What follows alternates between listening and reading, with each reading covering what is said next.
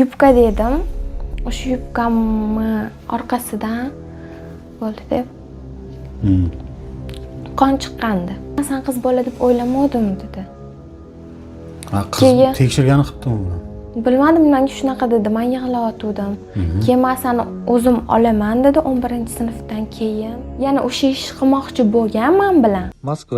Moskva oblasti va Sankt-Peterburgdagi hamyurtlarimizga 10 yillik ish stajiga ega ishonchli dokument xizmatlarini taklif qilamiz. Registratsiya, uni продление qilish, трудовой договор, уведомление, spravkalar, проверка baza xizmatlari mavjud. Muhim eslatma: Amina ilovasi to'liq ishlamaganligi sababli registratsiya qilmaganlar zudlik bilan ushbu xizmatdan foydalaning. Hoziroq ekrandagi raqamlarga qo'ng'iroq qiling yoki WhatsAppdan yozing. Tushuntirib berasiz, yolg'on aralashtirmasdan nima bo'lganini gapirib berasiz. Boshdan boshlab gapirib bering, menga nima bo'ldi? Men uyga kelayotgandim, o'qishdan chiqib. O'qishdan chiqib kelayotgandim. Keyin o'zi o'qishdan chiqib kelayotgandim. Uydagilar menga eshikni qulflab, Mastrapaga, qo'shnimizga kalit tashlab ketishganini aytishdi. 2 yil oldin bo'lgan voqea. Aytishdi. Keyin men kalitni olib uyga kiraman desam, uyga kirayotganimda 4-etajga chiqib chiqayotganimda orqamdan kimdir chiqayotgan bo'ldi, qora kiyimda, qora kapshonali. Kunduzmidi? Ha. Kelgan obedga vaqt. Kelayotgan paytimda keyin eshikni ochib kirmoqchi edim. Kirdim ham, keyin eshikni o'sha bola tortishni boshladi. Boshlagandan keyin tortishdikda eshikni. Tortishganimizdan keyin u meni itarib yubordi-da. Uydagilaringiz naqd pul olishi uchun siz ham naqd pul yuborishingiz shart emas. Shuni bilarmidingiz? Uydan chiqmagan holatda Yubormobil ilovasini yuklab oling va yaqinlaringizga AQSh dollaridan naqd pul o'tkazmalarini amalga oshiring. Sizning kartangizdan rubl yechib olinadi. Uydagilaringizga esa AQSh dollaridan naqd pul bo'lib boradi. Hoziroq Yubormobil ilovasini yuklab oling va qulayliklaridan bahramand bo'ling. Qo'lini tiqib itarib yubordi-da, eshikni ochib kirib qulfladi. Keyin Mahmudda bo'lgan voqea olib kirib ketdi-da. Baqirmadingizmi? Baqirdim. Keyin? 2 yil oldin baqirdim, yig'ladim. Keyin qolganini aytavering. Keyin yubka dedim. O'sha yubkamni orqasidan bo'ldi deb qon chiqqandi. Qon chiqqan. Hop, keyin u aytdiki, men sen qiz bola deb o'ylamadim dedi. Qiz tekshirgani qilibdimi buni? Bilmadim, menga shunaqa dedi. Men yig'layotgandim. Keyin men seni o'zim olaman dedi 11-sinfdan keyin dedi. Uyim Mamutda dedi. Keyin men uning gapiga ishondim. Uydagilarimdan qo'rqdim. Chunki uydagilarim bolalar bilan gaplashishga qo'ymasdi. Men to'xtashman deyishardi. Shunga qo'rqdim-da. Keyin hamma narsani tozalab o'zim yuvinib chiqdim. Bir marta bo'ldimi bu? Bu holat bir marta bo'ldimi? Qaytib bo'lmadimi bu? Qaytib bo'lmadi.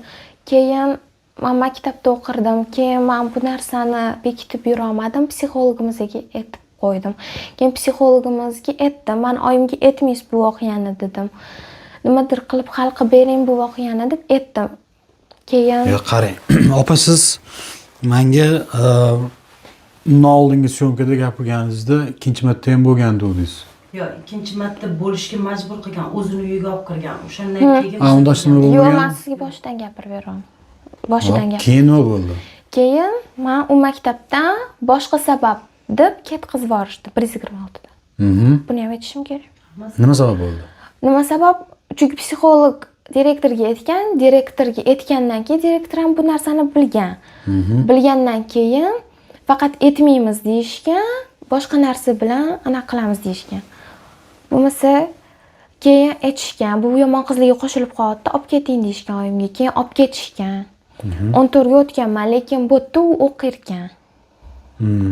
U o'qirkan. Keyin men o'tganimdan keyin ko'rishib qoldik ko'chada ham.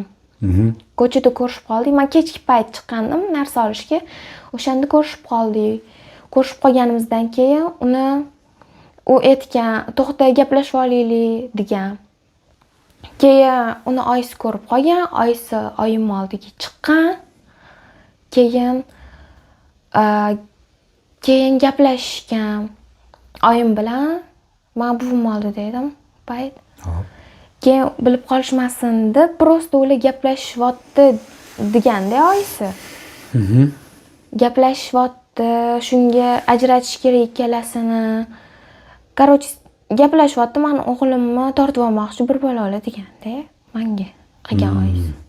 Keyin bu voqea ham o'tgan, men gaplashmayman deganman. O'zi gaplashgim ham kelmagan, lekin gaplashmayman deganman unga ham.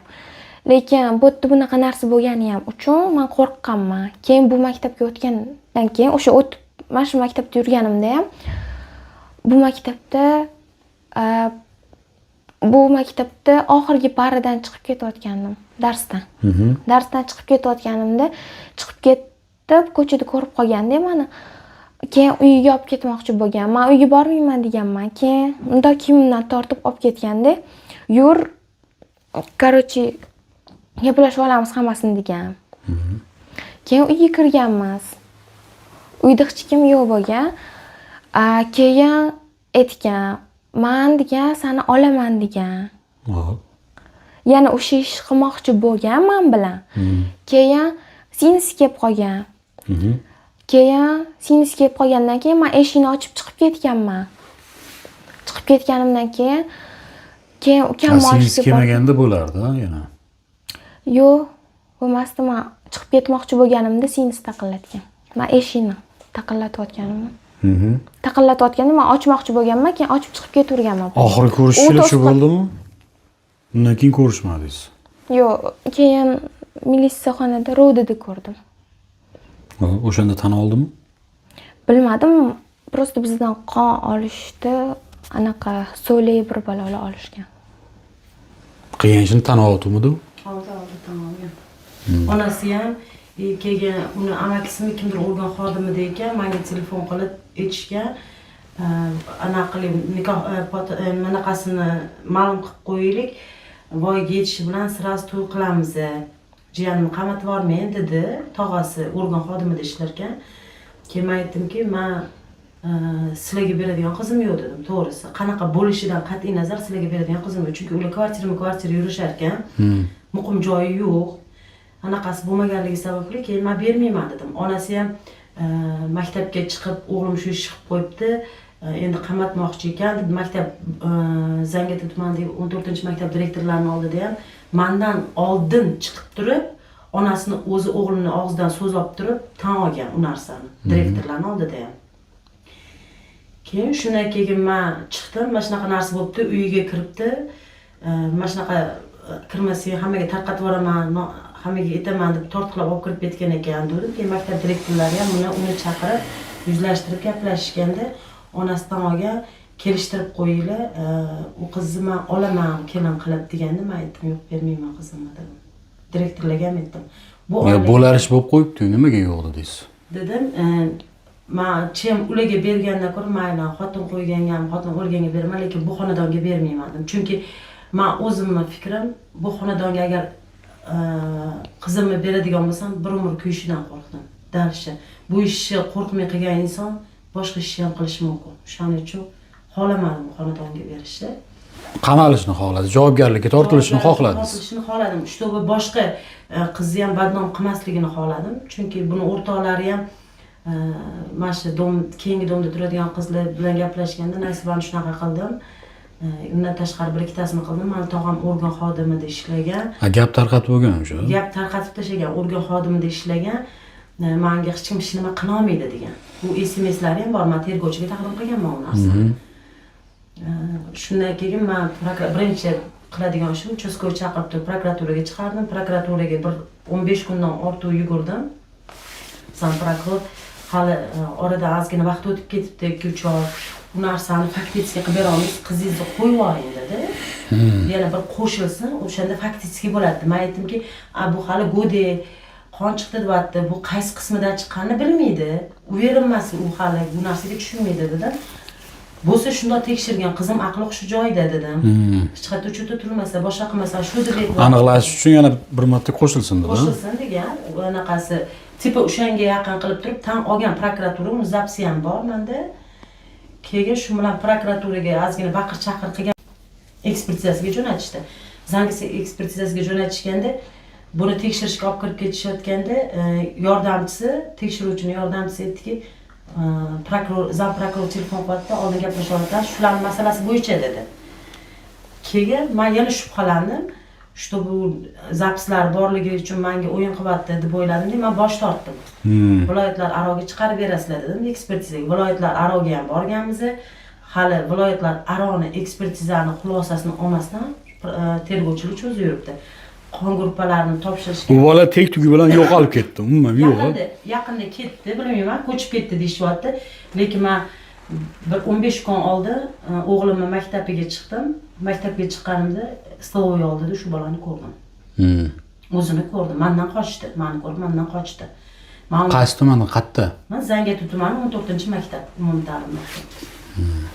Hozir sizning maqsadingiz o'sha bola javobgarlikka tortilish. Qo'rqitdi-ku meni. Maqsad shumi? Ijtimoiy tarmoqqa O'ldirish ham mumkin edi-ku, pichoq bilan kirgan. Yo'q, ijtimoiy tarmoqdan chiqishdan maqsad o'sha bola javobgarlikka tortilsin, to'g'rimi? O'shandan norozisizlar. Javobgarlik tortilmayapti, ketib qolgan.